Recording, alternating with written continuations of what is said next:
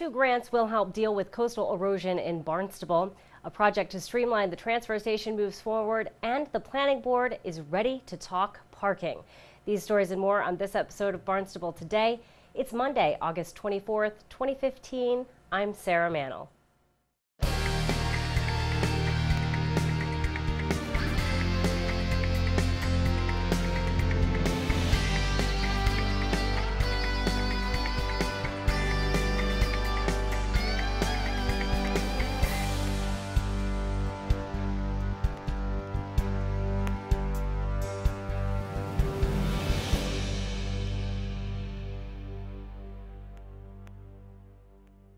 The town of Barnstable is the recipient of several $100,000 in state funding that will pay for coastal erosion projects at Sandy Neck.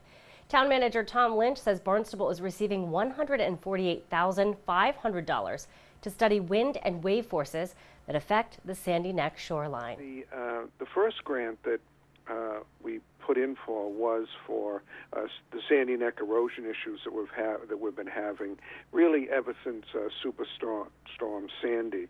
And as you know, we have been appropriating money out of the Sandy Neck Reserve Fund to shore up the shoreline where the sand has been pulled away, and most recently was really threatening our asset there, the parking lot, which brings a lot of revenue as well as a lot of joy to people who are able to get down and go to the beach. So we had put into the capital improvement plan well over $300,000 to try for, a soft solution that at the time, back in the spring, Nina Coleman, our Sandy Neck Park executive over there, was negotiating with the state and working with the state on that solution, along with John Juros, who works for the Department of Public Works, and others on the staff.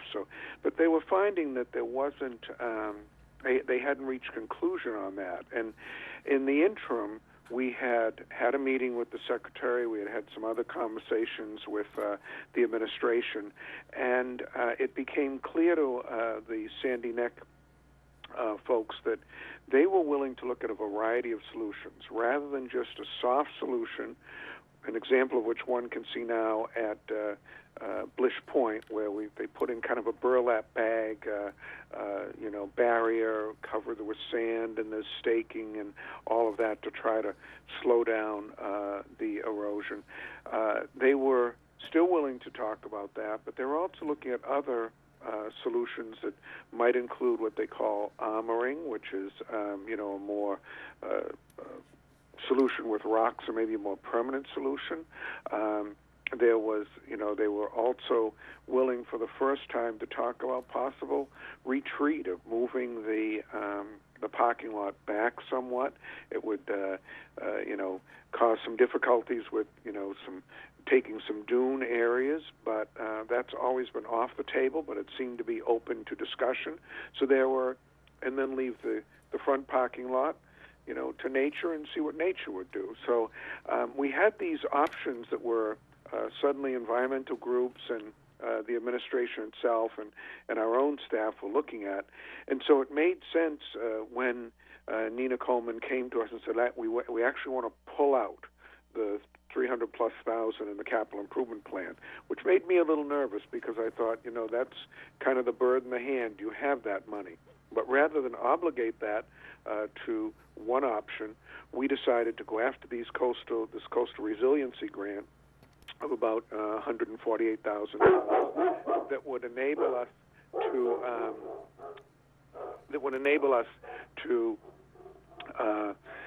have design of some of these other options. Barnstable and Sandwich will share a $158,000 grant that will study sand moving along the Cape Cod Canal to the east side of Barnstable Harbor. I was at the annual dinner of the Cape Cod Chamber of Commerce down at Ocean Edge in Brewster.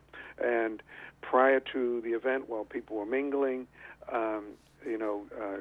Rich Delaney, who's the executive director of the Provincetown Center for Coastal Studies, came over and said, Tom, could I talk to you a little bit about, a project we're thinking of where we'd like to be studying the coastline. We'd like to be looking at the coastline from Sandwich all the way up through, across Sandy Neck to try to figure out what might be happening along there in terms of erosion. I know you said, we're of course concerned about, what's happening in front of the Sandy Neck Beach parking lot in that area, and then, Sandwich is concerned about what's happening down in the Town Neck area and along by the canal. They wanted to take a look at the whole coastal network and find out if there were steps that could be taken which might help either divert some of the erosion, handle storms in a little different way, and therefore a response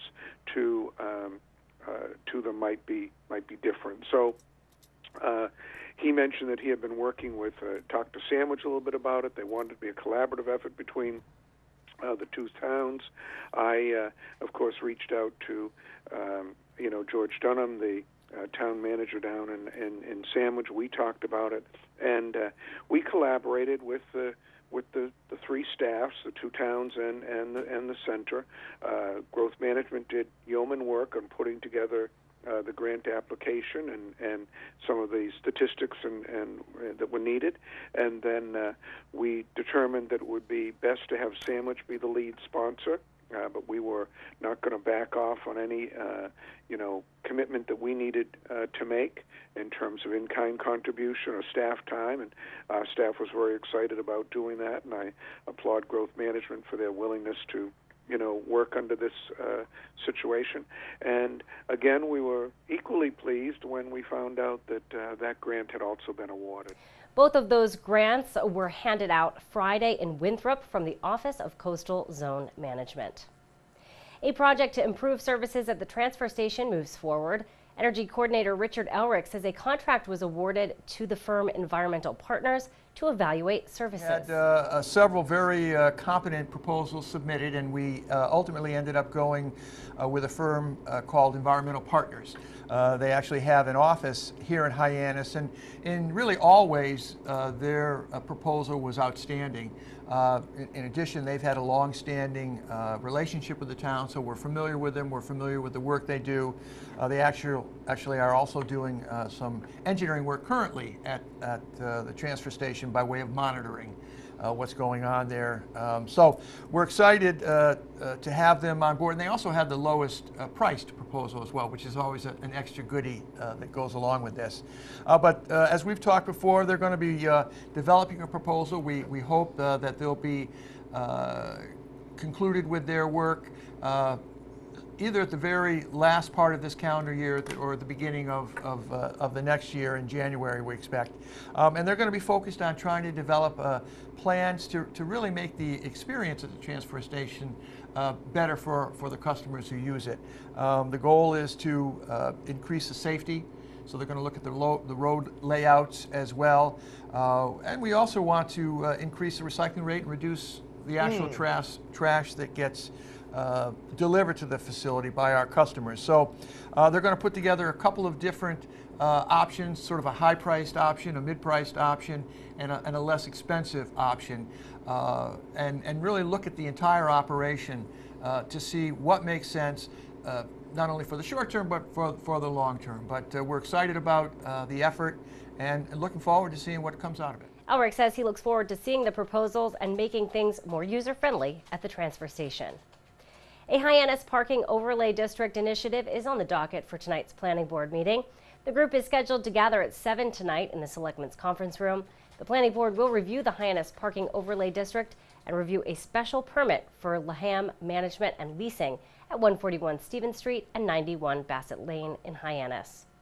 The Comprehensive Financial Advisory Committee will also meet tonight. The group will review a draft of the financial overview report that's drafted by the committee. CFAC meets tonight at 7 in the Growth Management Conference Room. We'll be sure to tune in to our hour-long news program Barnstable This Morning, weekdays at 7 a.m. On tomorrow's show, we will chat with Police Chief Paul McDonald.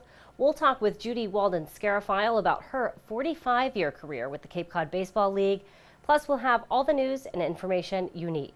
For Barnstable Today, I'm Sarah Mantle.